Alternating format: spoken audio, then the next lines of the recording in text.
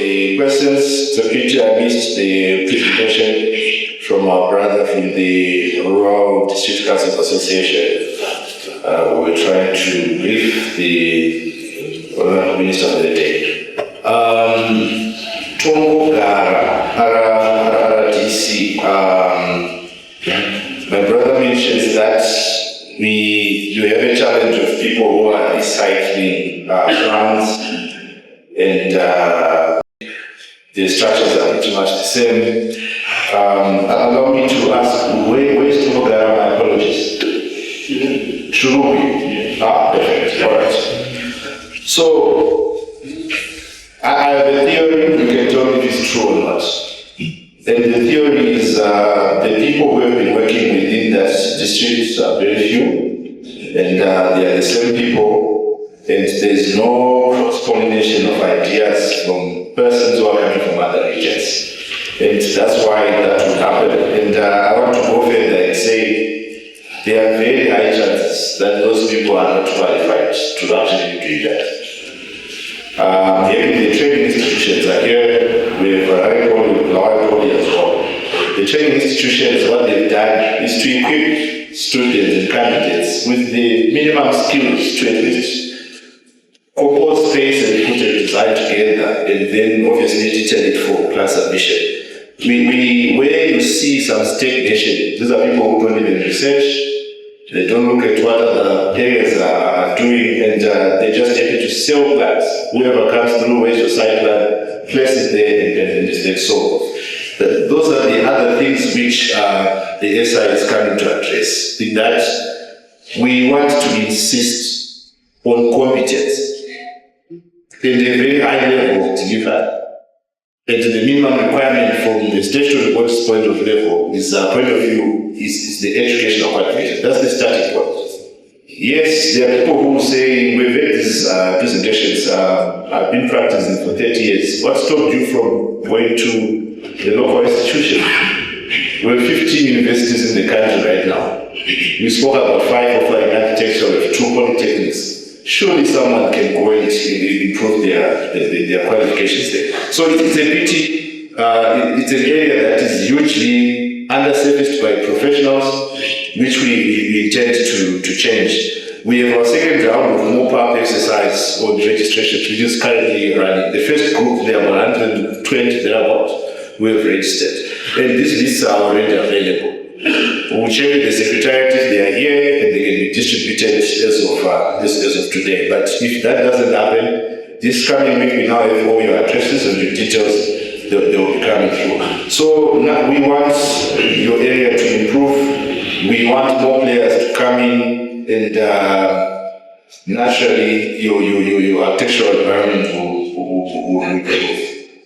Then I happen to have a very strong rural connection myself. I go up there. Growth points.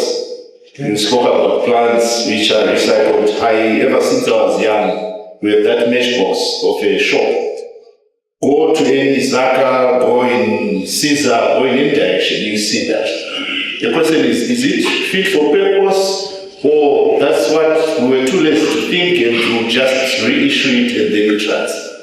Our places haven't changed. If you looked at my last slide, I deliberately put 2 images which I was referring to what the future of rural communities can be. These are areas that are already in other places. So we need to reimagine our rural infrastructure. And I should just highlight to you, maybe the president is here. We've had these discussions at a board level. The board which represents all architects. We've said to ourselves, we know our rural areas are underserviced. We want to come up with a system. We've already looked at it where we sort of assign a particular architect to every local authority. If that local authority is in a position yet to employ that person, to employ an architectural person, fully. The other tiers which are coming through probably will be able to employ this. But if that doesn't happen, Mutasa District Council, he comes from Manikaret, that region. You are assigned to a district office or to a particular local authority for a year. Then it's a rotational system, you go to this one. I told you the statistics are stuck in the other direction. We have 1 city architect out of the 92. It just doesn't make sense. So for that reason, we said, why don't we reach out more, assign an architect to a particular local authority? Obviously, that will have to come from government. These are proposals which we are just sending for. If that happens, then first they come through to just assist you with ideas. Go through some of the submissions which are coming through, go through some of the complex duties which are coming through but are having to be adjudicated by people who don't understand it. I'm not saying this about anyone, but this is the reality. Some local authorities are smaller, some have a bigger complement, their structures, some don't have those artificial structures. So it is one thing which we say as architects, let's try and go out there. If the ministry agrees to that proposal, that will happen. If the local authorities quickly rearrange themselves, they create the architectural divisions which and then they can adopt most of these graduates. Again, it helps to improve the architectural services, hence the architectural outcomes that come out of those regions. Before I go to the educational side of things, we understand there's an association for rural authorities. We would want to have more interactions with the Institute of Architects, which is the body that is responsible for promotion. Architects Council is mostly about the law, the regulation. In terms of the list that you mentioned, we will be publishing quarterly, as you said. We can send through, but our registration doesn't change that fast. Chances are at the beginning of every year, which is our financial year, is described in the Act, that's around 1 April, we'll be giving you a full list for the year. Our exams are held in November, then we fall into the next year. The only reason why our list is changing quite fast this year is by having 3 sessions of exams. And again, this was only an effort to try and create a huge skills pool. Going to education. So our website, by the way, it's up and it's running, and the website always has that list. So our secretariat will be sending through the details around our website and the other attachments that come with it.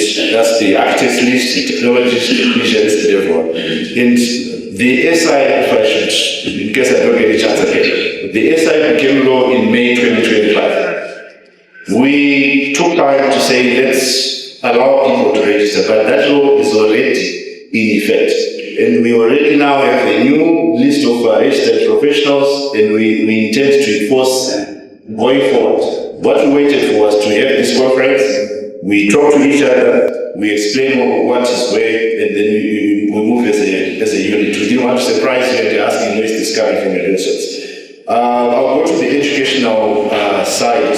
Those are mostly comments, and I think we are by and large in agreement. But before I get to it, there was a comment which I forgot to answer in the earlier session around landscape training. I think a colleague mentioned that they had a module in landscape design. I can also confirm to you, he did a module in structural design, in economics, in environmental design, but it doesn't make him an expert in that. Those are meant for you to appreciate what that subject is all about. The only thing that you will assess on competence on is architecture, which is that particular level. So let's not conflate the modules that we learn. There are so many modules that you learn along the way, but just for you to appreciate, so that the day you sit across an engineer, you can discuss structures, you can read drawings and things like that. So there's no confusion there. Stick to that which you got certified for. That's the long and short.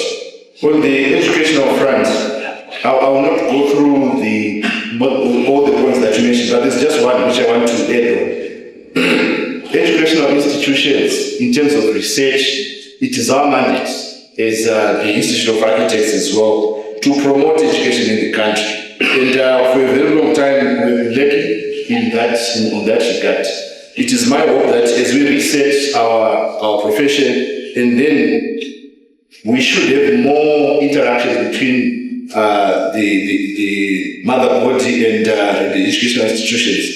It is our mandate to sponsor researches whenever funds are allowed. It is our mandate to sponsor students, to maintain libraries. It's our core mandate.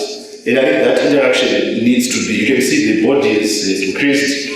That interaction, I'm sure, needs to be taken up a bit more. You spoke about applications which are in other professions. And I think that would be very welcome, where at any local authority there's simply punch in your number on your website. They can see all the details.